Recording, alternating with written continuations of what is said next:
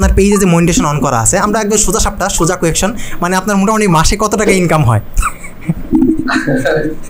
আসলে হচ্ছে আমার এই পর্যন্ত সর্বোচ্চ ইনকাম হচ্ছে ৭২,০০০ টাকা সর্বোচ্চ। ভাই অনেক জায়গায় ট্যুর দিয়েছেন, আমার জানা মতে বাংলাদেশের যে ইম্পর্টেন্ট প্লেসগুলো আছে সবগুলোই মোটামুটি শেষ আপনার ট্যুর দেওয়া। তো ভাই মেবি ইন্ডিয়া মানে ট্যুর দিয়েছিলেন না? আপনার মাইলস্টোন মানে সবচেয়ে বড় ট্যুর তো ইন্ডিয়া না, লাদাখ ট্যুর দেওয়া হয়েছে। তো ধরেন আমি মোটো ব্লগিং শুরু করলাম, কালকে থেকে আমি শুরু করতেছি। এখন আমার কি কি ইকুইপমেন্ট লাগবে? আসসালামু আলাইকুম, আমি রুবেল হোসেন রোহিত। আজকে আমরা কথাবার্তা বলবো মোটো ব্লগিং নিয়ে। যদিও আমার চ্যানেলের মধ্যে আমি ফ্রিল্যান্সিং রিলেটেড কথাবার্তা বলি, ইনকাম রিলেটেড কথাবার্তা বলা হয়। তো আজকে আমরা টপিক থেকে হালকা একটু আমরা বের হয়ে আসছি, আমরা মোটো ব্লগ নিয়ে কথাবার্তা বলবো। আমাদের সাথে একজন গেস্টও আছে, শহীদ জামান ভাই। তো এই ভিডিওটা যদি আপনি সম্পূর্ণ দেখেন তাহলে মোটো ব্লগ কীভাবে শুরু করা যায়, কীভাবে মোটো ব্লগ থেকে আর্নিং করা যায়, কীভাবে একটা পেজ বা ভিডিও বানানো যায়, হ্যাঁ, বা কীভাবে ইউটিউব চ্যানেলটা বানানো যায়, কীভাবে ভিডিওগুলো আপলোড করা যায়, কোন কন্টেন্ট আপলোড করা লাগবে, A to Z সব কিছু সম্বন্ধে আপনারা ডিটেলস আইডিয়া হবে। এই সম্পর্কে আমাদের হেল্প করবে শহীদ জামান ভাই। তো সবার আগে আমরা শহীদ জামান ভাইয়ের একটু পরিচয়টা নিয়ে নিই। শহীদ জামান ভাই, আপনার সম্বন্ধে আপনি কিছু বলেন, আপনার পরিচয়টা আমাদের একটু দেন, আমাদের যে অডিয়েন্স আছে তাদের। ধন্যবাদ রোহিত ভাই আপনাকে, আমাকে আজকে আপনাদের স্টুডিওতে ডাকার জন্য। আর হচ্ছে আমি হচ্ছে শহীদ জামান, সিলেট বাইকিং কমিউনিটির অ্যাডমিন। আর হচ্ছে আমি একটা জব করি, আর পাশাপাশি হচ্ছে আমি যে ঘোরাফেরাগুলো করি বা আমার যে কার্যক্রমগুলো আমাদের বাইক রিলেটেড, ওগুলাই আসলে আমি ভিডিওর মাধ্যমে ফুটায় তুলে ধরি আর কি। আচ্ছা আচ্ছা। তো ভাইয়ের তো একটা পেজও আছে না? পেজের নাম মেবি ক্যাপ্টেন সিলেট, ঠিক না? জি জি, আমার হচ্ছে ক্যাপ্টেন সিলেট হচ্ছে আমার পেজ। আর ইউটিউব চ্যানেলও আছে, বাট যদিও আমি ইউটিউবে গ্রো করতে পারি নাই, মেইন ফোকাসটা হচ্ছে আমার পেজেই দিচ্ছি। হ্যাঁ ভাই, নট অনলি ক্যাপ্টেন সিলেট, ভাইয়ের আরেকটা রিসেন্টলি ভাই আরেকটা পেজ খুলছে, মেবি এটা মেবি খোলামেলা কথাবার্তা, ঠিক না? হ্যাঁ, এটা হচ্ছে সমসাময়িক যে বিষয়গুলো নিয়ে খোলাখুলি আলোচনা করার জন্য আমার নতুন একটা পেজ হচ্ছে খোলামেলা টকশো।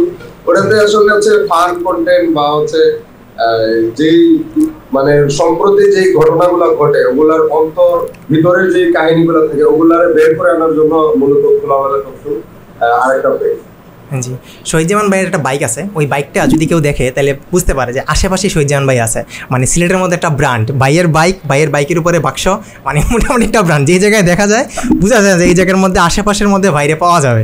আচ্ছা, তো ভাই যে মোটো ব্লগে যে আসলেন, মানে আপনি তো অনেক আগে থেকে বাইক চালাতেছেন, মেবি মেনলি কত বছর হয় মানে আপনি বাইকে আসেন বা বাইক রিলেটেড? হচ্ছে 2008 সাল থেকে বাইক চালাই। আর হচ্ছে 2015-16 আমি হচ্ছে বান্দরবন বগালে ওইদিকে, তারপর হচ্ছে কেওক্রাডাঙ্গের রাস্তায় ওইদিকে বাইক নিয়ে গেছি আর কি। তখন থেকে মূলত আমার হচ্ছে মোটর ব্লগিং বাইক রাইডিং এর দিকে আসা। আচ্ছা আচ্ছা, মানে আচ্ছা তো আপনি যখন মোটো ব্লগিংয়ে আসছেন এটা তো মেবি 2-3 বছরের মতো হয়ে যায়, ঠিক না? আরও বেশি, মানে পেজ খোলা, পেজের মধ্যে ভিডিওগুলো আপলোড দেওয়া, এটা মানে কয় বছরের মতো হয়? মানে পেজের বয়স কয় বছর হয়েছে? পেজের বয়স মোটামুটি 4-4.5 বছর। মূলত হচ্ছে আমি রিসেন্ট 1-1.5 বছর থেকে হচ্ছে পেজে ফোকাস দিছি। এর আগে হচ্ছে আমার যে সিলেট বাইকিং কমিউনিটিতে আমাদের যে রেগুলার অ্যাক্টিভিটি গুলো, আমাদের সাপ্তাহিক ট্যুর, মাসিক ট্যুর, তারপরে আমাদের গ্রুপ ট্যুর, আমরা তো বিভিন্ন লং ট্যুর করছি, ধরেন চট্টগ্রাম, কক্সবাজার, সাজেক, যেগুলা গ্রুপ রাইড। তো ওগুলার ভিডিওগুলা যখন আমি আমার প্রথমে গ্রুপে দিতাম, গ্রুপে দিতে দিতে তারপর আমার অনেক বন্ধুরা, তারপর শুভাকাঙ্ক্ষীরা পরামর্শ দিল যে ভাই আপনি পেজে এই ভিডিওগুলো দেন, আবার পেজ খুলেন। তারপর মূলত পেজ খোলা। আর হচ্ছে পেজের নামটা দেওয়া হচ্ছে যে আমরা ম্যাক্সিমাম সামাজিক কাজ করতাম। জি।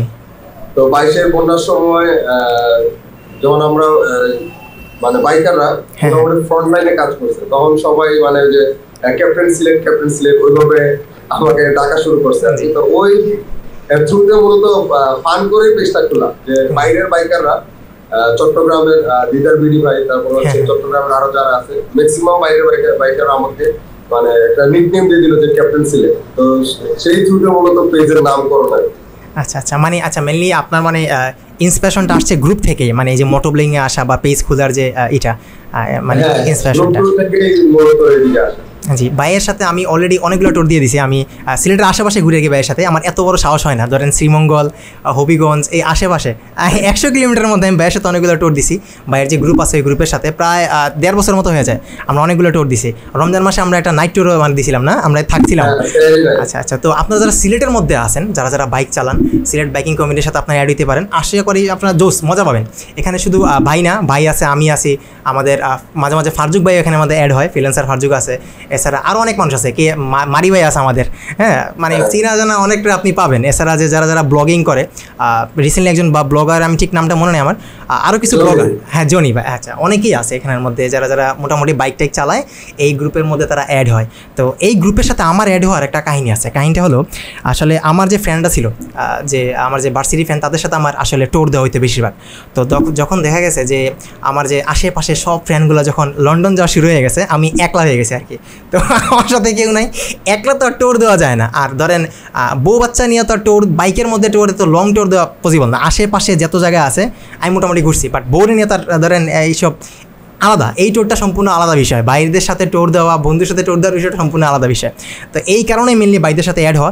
প্রথমত আমি আসলে মনে মনে ভাবতাম যে এই যে যাইতেছি বোরিং লাগবে, তো কি হয় চিনি না জানি না, প্রথমত যাইতেছি। বাট যখন আমি গেছি মানে আমার পুরো মানে এই মোমেন্টাম চেঞ্জ হয়ে গেছে। আমি যে ওয়াও হোয়াট এ গ্রেট, মানে সুপার একটা গ্রুপ। এই গ্রুপের মধ্যে মানে কোনো ধরনের দলাদলি নাই, কোনো রাজনৈতিক কোনো কিছু নাই। আপনি আপনার মজায়, আপনি আপনার আনন্দ ফুর্তি করে যে 6 দিন যে কষ্টটা করবেন, শুক্রবারে গিয়ে আপনি সব ভুলে যাবেন। মানে একটা ট্যুর দিবেন, 6 দিনের আপনার এনার্জি আবার আনবেন, আবার আপনি কাজে নামতে পারবেন। জোস একটা গ্রুপ আসলে। বাইরে আমি থ্যাংক ইউ দিই এই যে এই গ্রুপটা কন্টিনিউ করার জন্য। আসলে একটা গ্রুপ চালানো এত সহজ কাজ নয়। একটা গ্রুপের সাথে থাকা, সবার সাথে একত্রতে করা, হ্যাঁ এটা মেনটেন করা সুপার, মানে অনেক অনেক কষ্টের বিষয়। আর সবচেয়ে বড় কথা, এটার সাথে আর্থিক কোনো তো বিষয় না, এটা থেকে তো আমাদের কোনো লাভ হইতেছে না। তো আর্থিক যেই জিনিসের মধ্যে কিছু নাই, তো এটারে কন্টিনিউ করাটা অনেক বড় একটা বিষয় বর্তমান জমানার মধ্যে আর কি। আচ্ছা, তো ভাইয়ের পেজ সম্বন্ধে আমরা কিছু শুনি। ভাই যে পেজ আছে, আমরা জানি যে ভাইয়ের পেজে মনিটাইজেশন অন করা। সিলেটের মধ্যে এমনি দেখা যায় যারা ব্লগিং করে বা বাইক রিলেটেড যারা কন্টেন্ট বানায় খুবই কম, মানে ঢাকার তুলনায় সিলেটে খুবই মানে একদম সীমিত আমার জানা মতে। তো এর মধ্যে আপনি একজন আছেন যে সিলেটের নাম মানে মোটামুটি মানুষ আপনারা সবাই চিনে, হ্যাঁ মোটামুটি আপনার ব্র্যান্ড বলতে পারেন যে বাইক রিলেটেড কন্টেন্টের জন্য ভাই একটা ব্র্যান্ড, ভাইয়ের নাম বলে মোটামুটি সবাই চিনে। তো আপনার পেজে যে মনিটাইজেশন অন করা আছে, আমরা একদম সোজা কোয়েকশন, মানে আপনার মোটামুটি মাসে কত টাকা ইনকাম হয়? আসলে হচ্ছে আমার এই পর্যন্ত সর্বোচ্চ ইনকাম হচ্ছে ৭২,০০০ টাকা সর্বোচ্চ। আর হচ্ছে সর্বনিম্ন তো আর ১০-১২,০০০ প্রথম দিকে শুরু করছিলাম, ওই থেকে আমার আসলে ইন্ডিয়া আমার পেজের ৬,০০০ ফলোয়ার ছিল 2022-এ। তখন আমার মনিটাইজেশন সাবমিট করার সবকিছু পূর্ণ হয়ে গেছে, বাট আমি জানতামই না। আমার এক ফ্রেন্ড আমারে বললো যে এখন তো তোর পেজ দেখ মনিটাইজেশন আছে কিনা, মানে হবে কিনা। তো ও দেখতে গেছে, ও দেখে যে আমার সব ফিল আপ, মানে ৬০,০০০ মিনিট, তারপর ৬ লক্ষ ওয়াচ, আরো কি ফলোয়ার, ওগুলো হচ্ছে সব পূর্ণ হয়ে গেছে। আর অথচ আমি জানতাম না, অ্যাপ্লাই করতাম না। তখন ও হচ্ছে আমার অ্যাপ্লাই করে দিছে, আমার টিম সার্টিফিকেট ছিল ওগুলা দিয়ে। তো ওই থেকেই আর কি আমি আসলে বুঝতে পারছি, আমি পুরো অভিজ্ঞ ছিলাম। আচ্ছা আচ্ছা, তো মেনলি আপনি তো ওই লেভেলে কন্টেন্ট দেন না, মানে ডেইলি যে বড় বড় ভিডিও দেন এরকম তো না। মানে আপনার মানে মাসিক কয়টা কন্টেন্ট দেওয়া হয়, মানে বড় কন্টেন্ট বা ছোট কন্টেন্ট? আমি হচ্ছে সপ্তাহে হচ্ছে 3টা বড় কন্টেন্ট, আর ছোট 2 মিনিট 3 মিনিটের যেগুলো ফানি ভিডিও বা আমাদের এগুলো হচ্ছে বেশি পোস্ট করি। আর রিলসও দিচ্ছি এক সময়, আর একটু রিলস কম দিই। তাই বলবো যে প্রতিদিন একটা পেজে, মানে একটা গাছের যেমন প্রতিদিন পানি দিতে হয়, সেটা ভালো থাকে, ওইরকম একটা পেজ চালাইলে প্রতিদিন কোনো না কোনো কন্টেন্ট, ছবি হোক, রিলস হোক, ভিডিও এটা পোস্ট করা প্রতিদিন করলে ভালো। জি আচ্ছা, তো মেনলি আমার যে চ্যানেলটা যারা দেখে, মানে আমার ইউটিউব চ্যানেলটা মেনলি সবাই দেখে ইনকাম রিলেটেডের জন্য, মানে মোটামুটি টাকা পয়সা ইনকাম হবে। যারা ধরুন স্টুডেন্ট আছে বা যারা পড়ালেখা শেষ করছে, তাদের যে ফ্রি টাইমটা আছে, ওই ফ্রি টাইমটা তারা কাজে লাগাইতে চায়, দেন এখান থেকে তারা কিছু টাকা পয়সা ইনকাম করতে চায়। তো আজকের ভিডিওটার উদ্দেশ্য মোটামুটি এরকম, অনেকে এই উদ্দেশ্যে নিয়ে দেখবে যে টাকা পয়সা ইনকাম করা যায়। তা আমারও নিজেরও কিন্তু স্বপ্ন আছে মোটো ব্লগার হবো, যদিও আমি এখনো মোটো ব্লগিং এখন কিছু শুরু করি নাই, আসলে সময় উঠতেছে না। তো ধরেন আমার দিয়ে ধরলাম, আমি যদি ধরেন মাসে ৭২,০০০ টাকা আমার জন্য enough as a moto blogger হিসাবে। ফ্রিল্যান্সিং থেকে তো কিছু আসতেছে, কোর্স থেকে আসে, আর অন্যান্য বিজনেস থেকে আসে, মোটো ব্লগ থেকে যে মোটামুটি ৭২,০০০ টাকার মতো আসে, তাহলে আমার জন্য এনাফ। তো ধরেন আমি মোটো ব্লগিং শুরু করলাম, কালকে থেকে আমি শুরু করতেছি। এখন আমার কী ইকুইপমেন্ট লাগবে, আমার কেমন ক্যামেরা কেনা উচিত, মানে মোটামুটি শুরু করার জন্য? এত ধরেন আমার আহামরি বাজেট নাই, কারণ আমি তো এটা পার্ট টাইম হিসেবে শুরু করতেছি। আমার দিয়ে আমি উদাহরণ হিসেবে বলতেছি, আমার ভাই বা আমার যে স্টুডেন্টরা তারাও শুরু করতে পারে। তো ধরেন আমরা শুরু করলাম, তো মোটামুটি কত টাকা বাজেটের আমার ক্যামেরা আলাদা অ্যাক্সেসরিজগুলো লাগবে আর কি? আপনি তো যেহেতু আপনার ক্যামেরা আপনি ইউজ করেন, মেবি আপনি গোপ্রো ইউজ করেন, তো এই সম্বন্ধে আমার একটা ধারণা দেন, আমরা কী ধরনের ক্যামেরা কেনা উচিত, কী ধরনের আমাদের ইকুইপমেন্টগুলো লাগবে, বা কী মানে আমাদের অ্যাট ফার্স্ট কিনা উচিত, মানে প্রথম শুরু করার জন্য। একদম হাই রেঞ্জ আমরা গেলাম না, মোটামুটি কাজ চলবে। আচ্ছা, আমি হচ্ছে প্রথমে শুরু করছিলাম মোবাইল দিয়ে, তারপর হচ্ছে আমার Insta360 Go 2 ছিল, পিক্সেল ক্যামেরা, ওই দুইটা দিয়ে হচ্ছে আমি শুরু করছিলাম। তো আসলে মেইন জিনিস হচ্ছে ইচ্ছা। হ্যাঁ আমার মোটো ব্লগিং এর আমার দক্ষতা কতটুকু, হ্যাঁ আমি করতে পারবো কিনা, যদি ওই এটা থাকে আমার স্কিল। তবে আমি রিকোয়েস্ট করবো যে এটা প্রফেশন বানানো যাবে না, যে আমার টার্গেটিং হবে আমি পড়ালেখা শেষ করলাম, এইচএসসি পাস করলাম, আমি মোটো ব্লগার হয়ে যাবো। এটা যাতে কখনো টার্গেট না হয়, এটা হচ্ছে একটা প্যাশন থেকে আসা উচিত, যে আমার কাজের পাশাপাশি আমি ঘুরতে যাই তখন ব্লগিং করা। ওইটা চাইলে একটা মোবাইল দিয়ে শুরু করা যায়, মোবাইল দিয়ে ভিডিও করে পরবর্তীতে আপনি ভয়েস ওভার দিয়ে করতে পারবেন। আর যেহেতু আমি সাধারণ হচ্ছে আপনার এখন বর্তমানে মার্কেটে 5,000 থেকে 10,000 এর ভিতরেও বিভিন্ন ব্র্যান্ডের ক্যামেরা পাওয়া যায়, যেমন এসজে ক্যাম, কোয়ালিটি খারাপ না, ভালো। তারপর হচ্ছে তারপরে বাজেটে যদি যান আপনি হচ্ছে গোপ্রোতে যান, সেকেন্ড হ্যান্ড গোপ্রো হচ্ছে আপনার 10,000 বাজেট রাখলে এখন হিরো 7 পাওয়া যায়, 10-12,000 হিরো 7 পাওয়া যায়। আর হচ্ছে আপনার মাইক্রোফোন অ্যাডাপ্টার হচ্ছে 5,000, আর হচ্ছে এক্সট্রা ব্যাটারি যদি নেয় ধরেন আরো 2,000, 7,000 আর হচ্ছে 10,000, 17,000। ওকে, মধ্যবিত্ত বা মিডিয়াম যদি একটু ভালো কোয়ালিটির চান, যে আমি একটু ভিডিও জুম করবো একটু ভালো কোয়ালিটি হবে, তাহলে GoPro আমি সাজেস্ট করি আর কি। GoPro Hero 7, 8, 9 এভাবে, মানে সেকেন্ড হ্যান্ড দিয়ে একটা শুরু করবে নাকি? যে ইন্টারেস্ট আসলে, টাকা পয়সা আসলে দেন আমরা বড় ক্যামেরায় যাবো বা আমরা আস্তে আস্তে উপরে দিকে উঠবো। আচ্ছা আচ্ছা, ঠিক আছে। GoPro Hero 7 চালাই, মোবাইলও চালাই, আমি তো চাই না। এখন আমরা একটু টপিক নিয়ে কথাবার্তা বলবো। ধরেন আমি মোটো ব্লগে আসলাম, তো মোটো ব্লগের মধ্যে তো অনেকগুলো টপিক আছে। আমি চাইলে ফানি কন্টেন্টে যাইতে পারি, আমি চাইলে ট্রাভেলিং কন্টেন্টে যাইতে পারি। ধরেন কোনো একটা ঐতিহাসিক প্লেসে গেলাম, দেন এটা নিয়ে আমি হিস্ট্রি বললাম, ব্যাকগ্রাউন্ডের মধ্যে আমি একটা সাউন্ড দিলাম, আমি বাসায় এসে কথাবার্তা বললাম এটা হিস্ট্রি নিয়ে, ভাই মুখস্থ করে গেলাম, দেন এখানে আমি কথাবার্তা বললাম, আমি সবার ইতিহাস বললাম যে এই ইতিহাসগুলো আছে। কিংবা আমি কোনোটা টপিক নিলাম ফানি কন্টেন্ট, ফানি টাইপের, আমি একটা মোটো ব্লগ করলাম। আমার কোন দিকে যাওয়া উচিত, ফানি নাকি ঐতিহাসিক প্লেস? আসলে এটা হচ্ছে আপনার পেজটা যখন আপনি রেডি করবেন তখন হচ্ছে আপনার বুঝতে হবে যে আপনার তারা অডিয়েন্স তারা কোন টাইপের আপনাকে নিচ্ছে। আপনাকে যদি আপনার ফানি কন্টেন্ট গুলা নেয় তাহলে আপনার ফানি কন্টেন্ট দিয়ে ব্লগ করা উচিত। আর যদি আপনার হিস্টোরিক্যাল প্লেস ভ্রমণ বা আপনার ট্রাভেলিং গুলো মানুষ ভালোভাবে নেয় ওগুলোতে শুরু করা উচিত। আর তবে আমি যেটা রিয়েলাইজ করছি যে ম্যাক্সিমাম মানে বর্তমান যে জেনারেশন তারা কিন্তু ফানি কন্টেন্ট গুলো বেশি পছন্দ করে। মানে যে কোনো কন্টেন্টে যখন আপনার একটু ফানি কথাবার্তা থাকবে বা আনন্দদায়ক কোনো কিছু থাকবে তখন ওই কন্টেন্টগুলো বেশি লুফে নেয় আর কি। ওকে, আচ্ছা, তো একটা পেজ কিংবা ইউটিউবের মধ্যে কীভাবে আসা যায়? তো অনেকে আছে যারা একবারে নতুন, ধরেন মোটো ব্লগের মধ্যে আসতে চায়, বা তারা পেজ কীভাবে বানাবে বা ইউটিউবের মধ্যে কীভাবে আসবে জানে না। আপনি কীভাবে শুরু করছিলেন? আপনার পেজটা কীভাবে বানানো হয়েছিল বা ইউটিউবের মধ্যে কীভাবে আসা হয়েছিল? মানে এই আইডিয়াটা কীভাবে হয়েছিল, কই থেকে জেনারেট হয়েছিল? আসলে আমি প্রথমে বলছি যে আমার ওইদিকে মানে ধারণা কম। আমি বললাম যে আমার পেজের যে মনিটাইজেশনটাই আরেকজন করে দিচ্ছে, আর ইউটিউবে আমার একদমই অডিয়েন্স নাই, প্রায় 430 জনের মতো। ওইটা আসলে ওইটা আমার থেকে ভালো আপনি বলতে পারবেন। ওকে, ফাইন। আচ্ছা, তো আমি একটু কভার করি।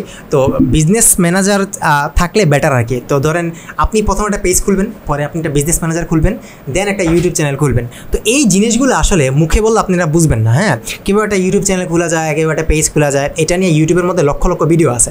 আপনি যদি ইউটিউবের মধ্যে সার্চ করেন যে কীভাবে আমি পেজ খুলতে পারি, কীভাবে ইউটিউবে আমি একটা ইউটিউব চ্যানেল খুলতে পারি, কীভাবে ইউটিউব এসইও করা যায়, ভিডিওগুলো কীভাবে এসইও করে ছাড়া যায়, হ্যাঁ, এরকম হাজার হাজার কন্টেন্ট আছে।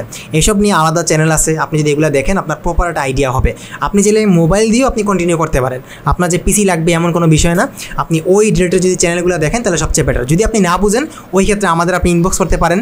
ক্যাপ্টেন সিলেট ভাই আছে, আমি ফ্রিল্যান্সার রোহিত আছে, আমাদের পেজ আছে।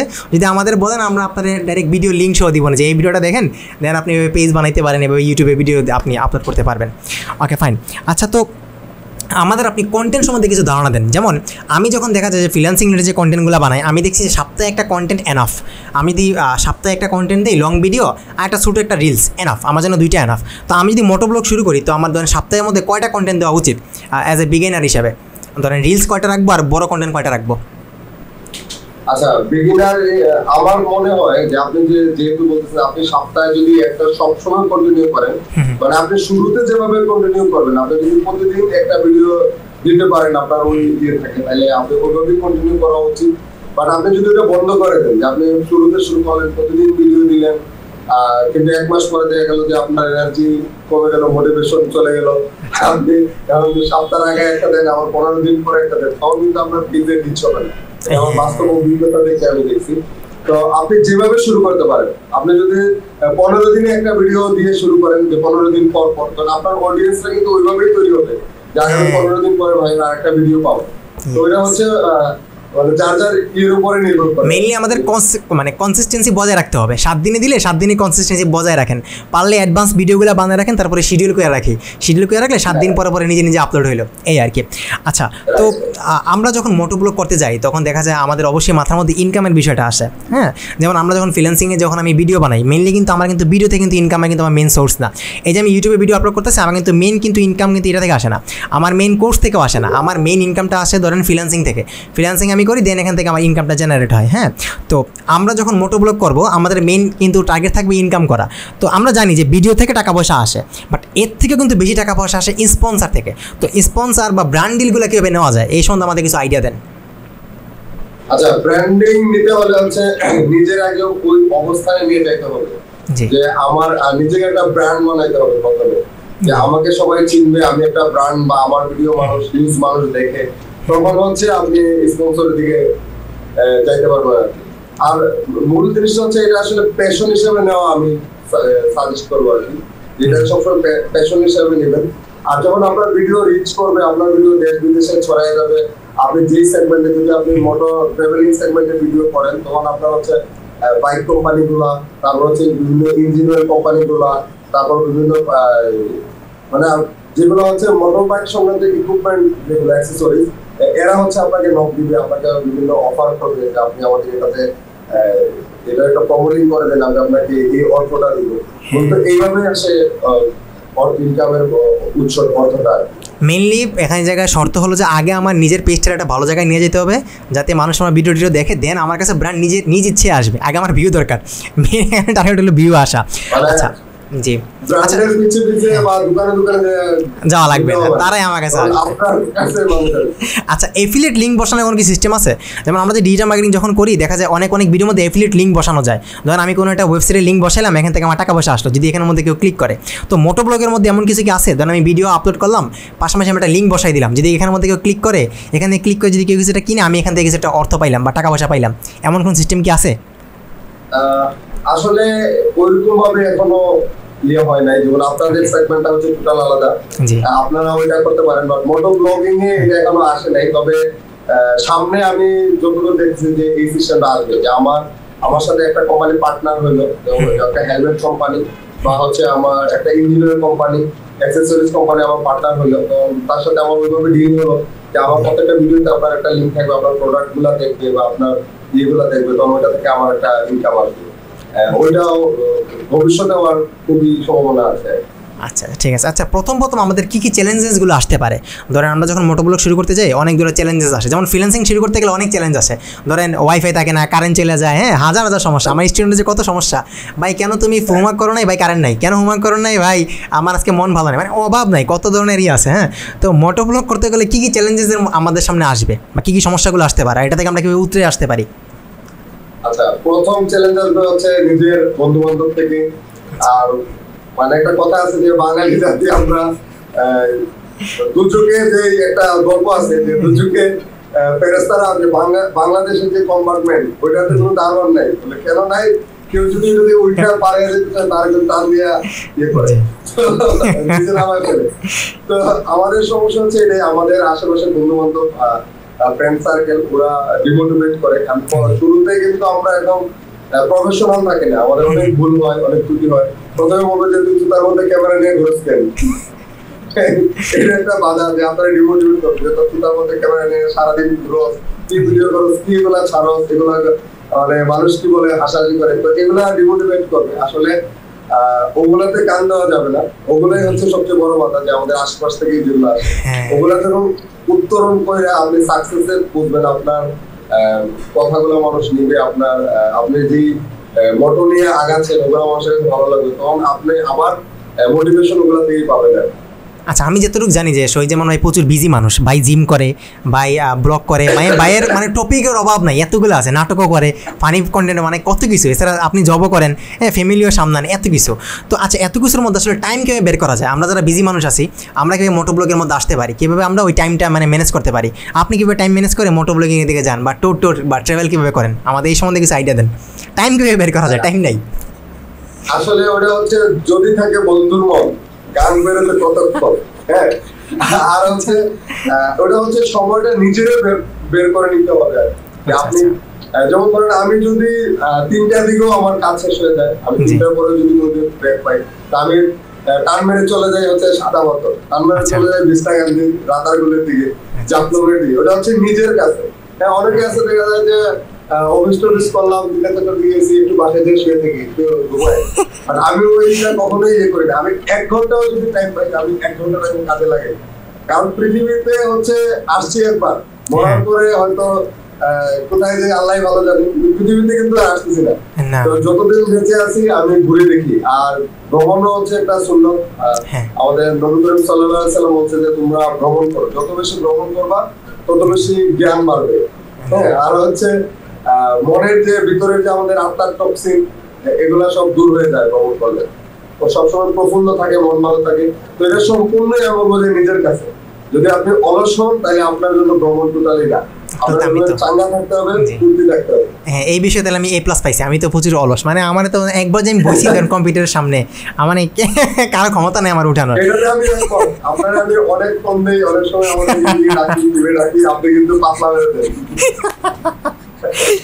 আচ্ছা ভাই, এখন যারা দেখা যায় যে মোটোব্লগটা এখন বর্তমানে ট্রেন্ডিংয়ে আছে, দেখা যায় অনেক মানুষ মোটোব্লগে আসতে যেতেছে নতুন করে। আবার দেখা যেতেছে যে আমি অনেকগুলো ভিডিও দেখি, আমার সামনে অনেক মোটোব্লগের কন্টেন্টগুলো আসে। তো তারা দেখা যায় তারা অনেক সময় অভিযোগ করে যে আমরা মোটোব্লগ করি, আমরা ওই লেভেলের কন্টেন্ট বানাই, ভালো ভালো কন্টেন্ট বানাই, বাট ওই লেভেলে আমরা ভিউ পাই না, ভিউ অনেক কম আসে, বা দেখা যায় অডিয়েন্সরা তাদের ওই ভিডিওগুলো ওইভাবে দেখে না। হ্যাঁ, তো নতুন যারা আসতে চায় মোটোব্লগে, আপনার কি মনে হয় তারা কি মোটোব্লগে আসা উচিত, বা নতুনদের জন্য কিছুটা বলেন? আমি মোটো ব্লগে আমি বললাম যে ওইটারে কোনো সময় প্রফেশন হিসেবে ধরা যাবে না, ওইটারে কোনো সময় যে আমার মেইন জব এটা কখনোই করা যাবে না। এটা হচ্ছে একটা প্যাশন, পাশাপাশি একটা মনের আত্মার পুরা, ওই হিসাবে নিতে হবে। এতে হচ্ছে আমরা যা দেখবো যে অনেক জিনিস আমাদের থেকে কিন্তু মানুষ মেসেজ পায় বা সাহায্য পায়। কিরকম, যেমন ওই দিন আমি গেলাম হচ্ছে মিনাকিলা, গরিবের সুইজারল্যান্ড, এটা কিন্তু মোটামুটি অনেকেই দেখে নেয়। হ্যাঁ, তারপর হচ্ছে যেমন লেক্সাস গার্ডেনের একটা ভিডিও করছিলাম আমি হচ্ছে গরিবের সাজেক বলে।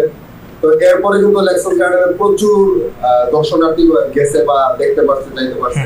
তো ওইটা হচ্ছে যে আমার যদি পেশন থেকে আমি আরো আমার যে স্থানীয় এলাকা, আমার সিলেট বিভাগ বা আমি যেখানে যাই, আমার এলাকাকে আমি রিপ্রেজেন্ট করা, যে সৌন্দর্যগুলা, প্রকৃতিগুলা, তো ওই হিসাবে যদি আমি নেই, তাহলে আমি বলবো যে অবশ্যই আপনি মোটো ব্লগিং এ যান, ট্রাভেলিং করেন। আপনার দ্বারা মানুষ দেখতে পাবে, জানতে পাবে, এতে আমার দেশ উন্নতি হবে, আমাদের এলাকা উন্নতি হবে, ওইভাবে নিতে হবে। বাট আমি যদি বিজনেস মাইন্ডে যাই, যে আমার ওটা থেকে আমার ইনকামের সোর্স, ওটা থেকে আমার মেইন জব, তাইলে আমি বলবো যে এই ইয়েতে আসার ডিমোটিভেট হয়ে যাবে আর কি। তখন যে আমার এই মাসে আমার একদম ইনকাম নেই, আমার পেজ থেকে মাত্র 10,000 টাকা আর্নিং হয়েছে, আমার তো আর কোনো কাজ নাই, মানে ওইটা কখনো করা যাবে না। এটা সম্পূর্ণ প্যাশনে রাখতে হবে। ইয়েস, তো মেনলি সৈজীবন ভাই এটাই বুঝেছে যে যারা মোটোব্লগে আসবেন তারা যদি শখের বসে আসেন তাহলে আসেন, সমস্যা নাই। কিছু ইনকাম হইলে না হইলে নাই। আপনি আপনার ভিডিও মানে আপনি রাইট দিতেছেন, ক্যামেরাটা অন রাখলেন, দেন এখান থেকে কিছু ইনকাম জেনারেট হলে হয়ে গেল, এটা আমরা কাজে লাগাইলাম, এছাড়া আর কিছু না। আপনি এটার প্যাশন হিসেবে রাখতে হবে, এটার আপনি মেইন আর্নিং সোর্স হিসেবে রাখা যাবে না। যেমন যদি কেউ ফ্রিল্যান্সিংয়ে আসে, আমি কিন্তু প্রথমে সবার একটা কথা বলি, দেখেন আপনি চাকরি ছেড়েন না, চাকরির জায়গায় থাক, চাকরির জায়গায় থাক, আপনি চাকরি করেন, পাশাপাশি ফ্রিল্যান্সিংটা ট্রাই করেন। যদি হয় তাহলে হইলো, কারণ আপনি ফ্রিল্যান্সিংয়ে আসলে আপনার টাকা হবে এমন বিষয়টা না। নিউজে আমরা যা দেখি সম্পূর্ণ ভুল দেখি। 100 জন থেকে মাত্র 10 জন বা 5 জন সাকসেস পায়, বাকি 95% ফেল হয়। হ্যাঁ, সবাই আর্নিং করে না। আর সিলেটের মধ্যে যে আর্নিংয়ের যে বিষয়টা চলে, যে কোর্স করলে আর্নিং, আসলে এগুলো ফ্রিল্যান্সিংই না। এটা নিয়ে আমি পরে একদিন কথাবার্তা বলবো না। আসলে এগুলো স্ক্যামিং মানে স্ক্যাম শেখানো হয়, আর রিয়েল ফ্রিল্যান্সিং শেখানো হয় না। সিলেটের মধ্যে খুব কম আছে তারা রিয়েল ফ্রিল্যান্সিং শেখায়। তো এগুলো থেকে ফ্রিল্যান্সিং আইসেন না, আগে এটা নিয়ে রিসার্চ করেন, তারপরে আসেন। তো সেম একইভাবে যারা ধরেন আপনি ব্লগে আসতে চান বা ব্লগ করবেন, আপনি মোটো ব্লগে আসবেন, দেন আপনি ওই হিসাব করে আসেন যে আপনি সব ধরেন তল্পা সব সেল করে দেন আপনি আপনার সম্পূর্ণ ইনভেস্ট এটার মধ্যে দিয়ে দিলেন, পরে আপনি হাই হয়ে করলেন, হাই আমি 1 লাখ টাকা ঢাললাম, বাট আমার মাসে 10,000 টাকা আসে না, তাহলে সমস্যা। এটার আপনি পেশন হিসেবে রাখবেন বা শখ হিসেবে রাখবেন, আসলে আসো না। ভাই অনেক জায়গায় ট্যুর দিচ্ছেন, আমার জানা মতে বাংলাদেশের যে ইম্পর্টেন্ট প্লেসগুলো আছে সবগুলোই মোটামুটি শেষ আপনার ট্যুর দেওয়া। তো ভাই মেবি ইন্ডিয়া মানে ট্যুর দিয়েছিলেন না, আপনার মাইলস্টোন মানে সবচেয়ে বড় ট্যুর তো ইন্ডিয়া না, লাদাখ ট্যুর দেওয়া হয়েছে। আচ্ছা, তো লাদাখ ট্যুর নিয়ে আমাদের কিছু আপনার কিছু বলেন, আমাদের কিছু কাহিনী বলতে পারেন যে এই ট্যুরটা সম্বন্ধে কিভাবে যাওয়া হলো। হ্যাঁ, ওইটা আমি বলবো যে ভাগ্যবান হচ্ছে সেই ব্যক্তি যারা কাশ্মীর লাদাখ ওগুলা ঘুরে দেখছে আর কি। তা আমার সেই সৌভাগ্য হয়েছে। আসলে অনেকের প্রচুর টাকা পয়সা হয়, কিন্তু সময় বের করতে পারে না, বা সময় থাকলেও টাকা পয়সা থাকে না। তো সবকিছু আসলে ম্যানেজ করে আমি বলবো যে আমি অডিয়েন্স যারা আছে তাদের বলবো যে অন্তত পক্ষে একবার হলো লাইফে লাদাখ কাশ্মীর এগুলো ট্যুর করেন। আর এটা হচ্ছে আমার 21 দিনের ট্যুর ছিল। আমার টোটাল প্ল্যান ছিল হচ্ছে উত্তরাখণ্ড এবং হচ্ছে হিমালয়, মানে লাদাখ সার্কেল যেটা। তো লাস্ট এখন টাকা পয়সার ঘাটতি হয়ে গেছে, কারণ আমরা প্রথমবার গেছিলাম, প্রপার প্ল্যানিং ছিল না, যার কারণে আমরা উত্তরাখণ্ড ওটা বাদ দিয়েছি, লাদাখটাই ইয়ে করছি। তো অনেক এক্সপিরিয়েন্স হয়েছে আসলে, মানে এক এক অঞ্চলের মানুষের যে কালচার এগুলো দেখতে পাইছি, অনেক মজার ঘটনা ঘটছে, আবার অনেক কষ্টের ঘটনাও ঘটছে। লাদাখ ট্যুরের একটা মজার ঘটনা বলি, সেটা হচ্ছে আমরা যখন পেহেলগাম যাই আর কি, পুরো আমি একটু সংক্ষেপে বলতেছি আর কি। প্রথমে কিন্তু আমরা গেছি হচ্ছে রাজস্থান, তারপর হচ্ছে পাঞ্জাব, পাঠানকোট, ওইভাবে হয়ে গেছে। আচ্ছা যাক, তো পেহেলগাম গেছি আমরা 5 জন ছিলাম টোটাল রাইডার। তো পেহেলগাম থেকে আসার সময় আমার 390 সিসির কেটিএম ডিউক ছিল। তো আমি টান মানে ওরা আমার সাথে অ্যাডজাস্ট করতে পারছিল না, কিন্তু আমি একটু আগে চলে আসি আর কি কাশ্মীরের রাস্তায়। আসার পরে আমি একটা ব্রেক দিই, টি ব্রেক দেওয়ার পর ওরা হচ্ছে কাশ্মীরে কিন্তু আবার ইন্ডিয়ার অন্যান্য এলাকার সিম চলে না, বন্ধ হয়ে যায়। তো কাশ্মীরের রাস্তায় ওঠার পর আমি চা ব্রেকে দাঁড়াইছি, আর ওরা যখন আসছে তখন আমাদেরকে সিগন্যাল দিচ্ছে যে তোমরা চলে যাও, আমি চাটা খেয়ে আসছি। ওরা টান দিছে, দেওয়ার পর সামনে কিন্তু মানে একটু পর পর আর্মির গাড়ি মুভ করার জন্য রাস্তা আটকে দিচ্ছিল আর কি। তো ওদেরকে যখন রাস্তায় একটা সিগন্যালে আটকাইছে, পরের সিগন্যালে আটকানোর আগে অনেকে তেল নেওয়ার জন্য পাম্পে ঢুকে গেছে আর কি। সবাই 4 জন পাম্পে ঢুকে গেছে। তো আমি চা খেয়ে টান দিছি, যেহেতু ওদেরকে রাস্তায় পাই, তখন ওদের কোনো সিমও নাই।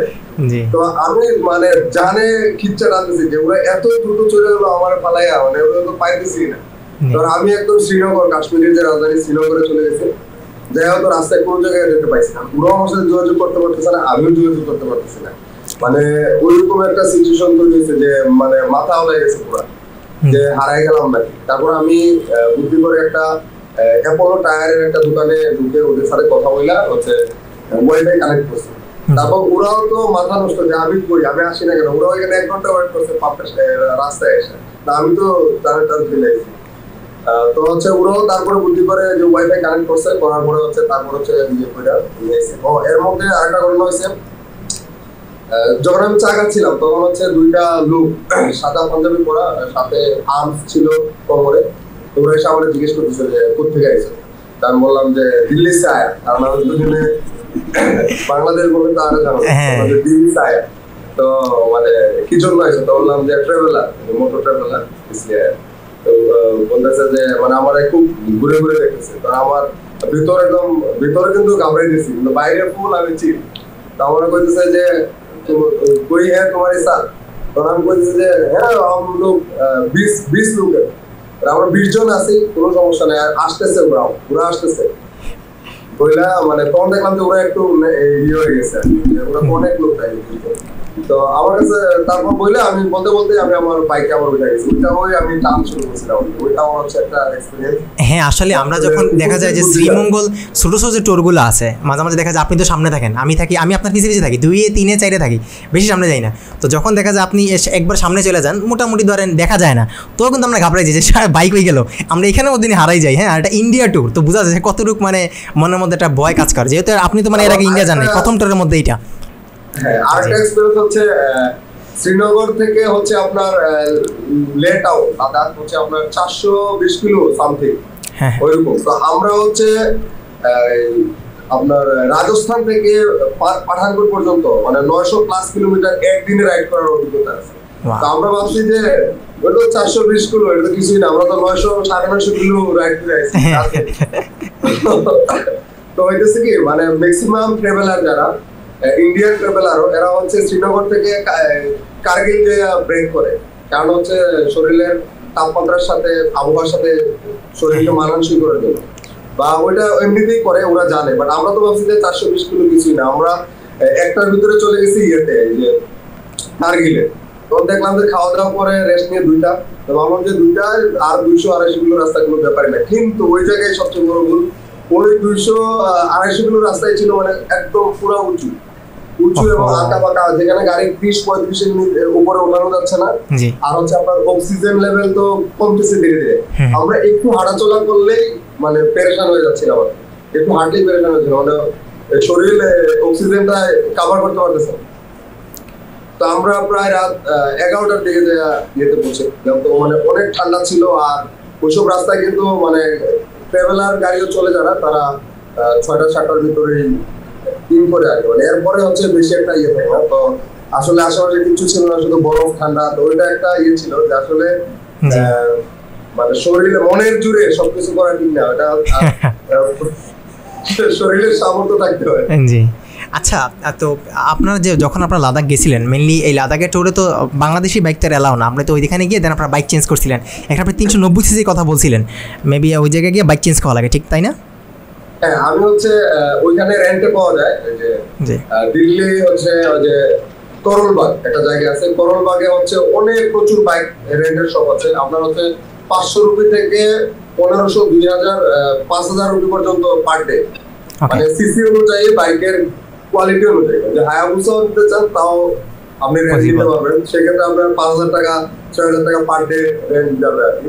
হচ্ছে কম সিসির বাইক, যেমন ধরেন 150 সিসি থেকে 200 সিসির বাইক হচ্ছে 500 থেকে 800 রুপিতে রেন্ট নেওয়া যায়। আর যখন আপনি 250 সিসি থেকে 400 সিসিতে যাবেন তখন হচ্ছে 1500, 2000 এর ভিতরে থাকে।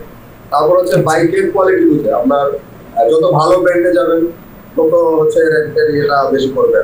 আচ্ছা আচ্ছা, ওইটা। আর ওইখানে বাইক রেন্ট নিতে হচ্ছে আপনার পাসপোর্টের ফটোকপি আর ইন্টারন্যাশনাল ড্রাইভিং লাইসেন্সের ফটোকপি অথবা বাংলাদেশের যে লাইসেন্সের ফটোকপি, ওইটা দিয়ে বাইক রেন্টে নেওয়া যায়। আর মূলত ইন্ডিয়াতে আমরা যে রাইড করছি কোথাও পুলিশ সিগন্যাল দেয় নাই। আমার এটা খুব ভালো লাগছে যে ইন্ডিয়াতে প্রতিটা টুল বক্সে বাইকের জন্য আলাদা একটা লেন থাকে এবং বাইকারদের কোনো টুলও দিতে হয় না। এবং ইন্ডিয়ান পুলিশ বাইকারদের মানে প্রপার বাইকার যারা safety gears, helmet, jacket, riding shoe মানে এগুলো যাদের থাকে এদেরকে কখনো সিগন্যালে হ্যারাসমেন্ট করে না, এরা বুঝে যারা বাইকার। আচ্ছা, সবার শেষে বাইকারদের উদ্দেশ্যে ভাই কিছু বলেন, কীভাবে আমরা সেফ থাকা যায়, আমরা যারা ধরেন এই যে রক্ত গরম পাবলিকরা কীভাবে আমরা সেফ থাকবো, হ্যাঁ কীভাবে সেফলি রাইড করা যায়, এই সম্বন্ধে কিছু একটা বলেন। আসলে আমরা যদি একটা জিনিস মাথায় ঢুকাই যে আল্লাহর দেওয়া যে জিনিস, স্রষ্টার দেওয়া, যেমন আমার এই দেহ, আমার সবকিছু স্রষ্টার দেওয়া, আর মানুষের তৈরি, দুটা কিন্তু দুই জিনিস। মানুষের তৈরি জিনিস, একটা গাড়ি হোক, বাড়ি হোক, বা যে কোনো জিনিস, একটা কম্পিউটারই হোক, ওটা কিন্তু আবার ঠিক করা যায়, নষ্ট হয়ে যায়, ভেঙে গেলে ওটা আবার যে কোনো ভাবে ঠিক করা যায়, ডেন্টিং বা পেন্টিং হয়। কিন্তু মানব দেহ কিন্তু কখনো ডেন্টিং পেন্টিং হয় না, যদিও ঠিক হয়, কিন্তু আপনার আল্লাহ যেভাবে বানায় দিচ্ছে ওইভাবে কিন্তু আবার পুনরায় হবে না, একটা দাগ থেকে যাবে বা মানে পঙ্গুত্ব থেকে যাবে, ওইটা আর কি। তো ওই জিনিসটা সবসময় মাথায় রাখবেন, ওই জিনিসটা মাথায় রেখে সবসময় সেফলি বাইক রাইড করবেন। অবশ্যই সার্টিফাইড হেলমেট ব্যবহার করবেন।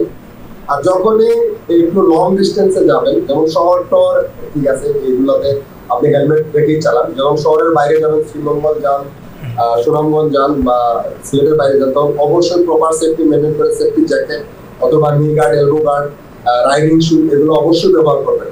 আর একটা জিনিস হচ্ছে সবসময় মাথায় রাখবেন, অগ্রিম কোনো কিছু সম্পর্কে ধারণা নেওয়া। যেমন আপনার সামনে রাস্তায় একটা প্রাণী আছে বা একটা মানুষ আছে, একটা 3-4টার 3 হুইলার আছে, আপনি আগেই প্ল্যানিং করবেন যে ও কি করতে চায়, ও কি টাকা নিয়ে ঘোরাতে পারে এখন, নাকি রাস্তার বাকি যে প্রাণীটা আছে ওকে ওভারটেক করবে কিনা এখন। এই জিনিসগুলো যদি আপনি একটু অ্যাডভান্স চিন্তা করতে পারেন, তাহলে আপনি অনেকাংশেই দুর্ঘটনা থেকে সেফ থাকবেন। তো ভাই, আপনি আমাদের এই কন্টেন্টে বা আমাদের এই চ্যানেলে আসার জন্য আপনাকে থ্যাংক ইউ। আমরা অনেক কিছু নতুন জিনিস শিখতে পারলাম, বা আমি শিখতে পারছি কীভাবে মোটো ব্লগিং করা যায়, কীভাবে আমি কোন ক্যামেরা কিনবো, কীভাবে সেকেন্ড হ্যান্ড অ্যাটলিস্ট দিয়ে শুরু করা উচিত, অনেক আমি আইডিয়া পাইছি। বা ইন্ডিয়া গেলে কী করা যায় বা কী আমি জিনিসের সম্মুখীন হতে পারি, আরও অনেক জিনিস আমি শিখতে পারছি আর কি। তো সবার শেষে থ্যাংক ইউ ভাইকে আমাদের সাথে থাকার জন্য, এতক্ষণ আমাদের সময় দেওয়ার জন্য। ভাই অনেক বিজি মানুষ, তারপরে আমাদের সময় দিয়েছেন, ভাইকে অসংখ্য ধন্যবাদ। অ্যান্ড আসসালামু আলাইকুম। তো সবার শেষে ভিউয়ারদের উদ্দেশ্যে বলবো, তো এই ভিডিওটা দেখে যদি আপনি হালকা হলে কিছু জানতে পারেন, তাহলে অবশ্যই আমাদের কমেন্ট করে জানাবেন, এবং আমাদের চ্যানেলটাকে আপনি অবশ্যই সাবস্ক্রাইব করে দেবেন, ফ্রিল্যান্সার উইথ ইউটিউব চ্যানেলটাকে। এবং আপনি এখনও যদি আমাদের ক্যাপ্টেন সিলেট ভাইয়ের পেজটাকে ফলো না করে থাকেন, অবশ্যই ফলো করবেন, এবং ফ্রিল্যান্সার উইথ পেজটাকে আপনি ফলো করতে পারেন। আপনাদের সাথে আবার দেখা হবে নেক্সট ভিডিওতে। সবাই ভালো থাকেন, আসসালামু আলাইকুম।